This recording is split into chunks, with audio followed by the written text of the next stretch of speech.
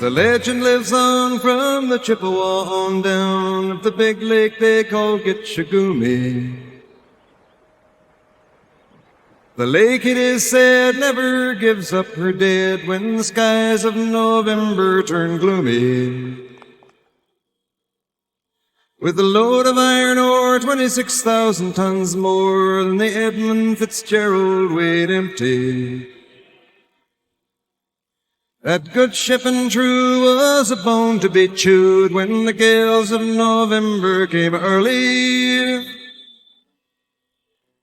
The ship was the pride of the American side, coming back from some mill in Wisconsin.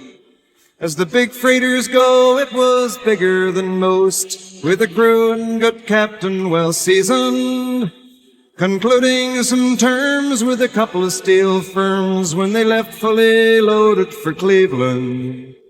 Then later that night when the ship's bell rang, could it be the north wind they'd been feeling?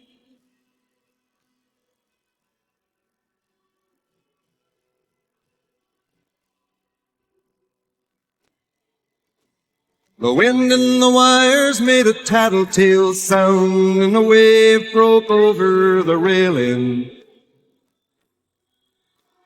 And every man knew, as the captain did too, 'twas the witch of November come stealing. The dawn came late and the breakfast had to wait when the gales of November came slashing. When afternoon came, it was freezing rain in the face of a hurricane west wind.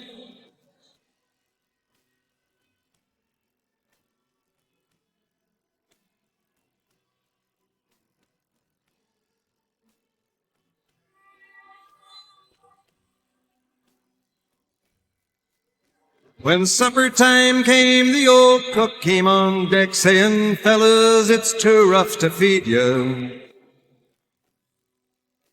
At 7 p.m. a main hatchway caved in. He said, "Fellas, it's been good to know ya."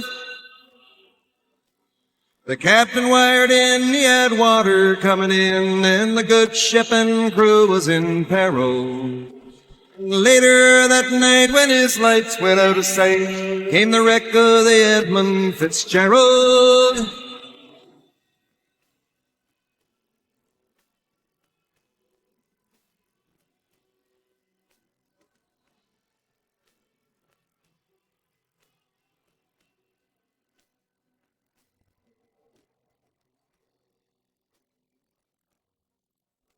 Does anyone know where the love of God goes when the waves turn the minutes to hours?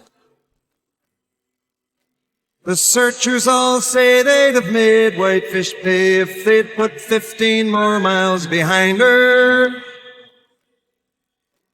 They might have split up or they might have capsized. They may have broke deep and took water. And all that remains is the faces and the names of the wives and the sons and the daughters.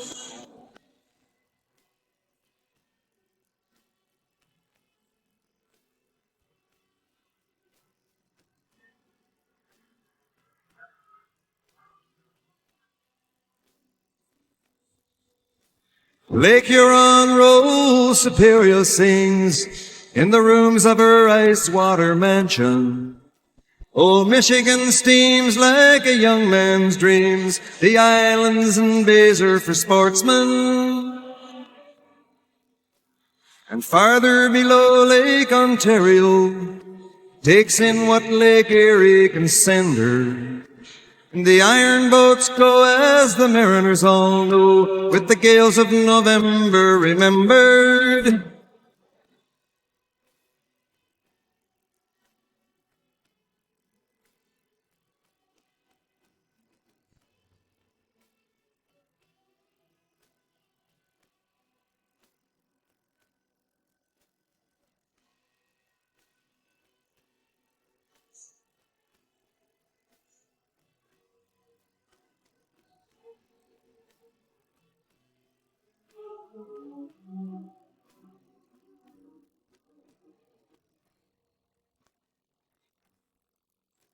In a musty old hall in Detroit, they prayed in the Maritime Sailors' Cathedral.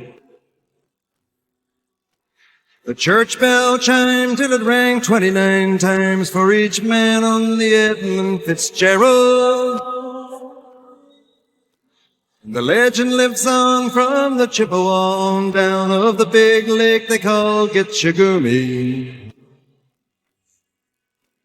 Superior, they said, never gives up her dead when the gales of November come early.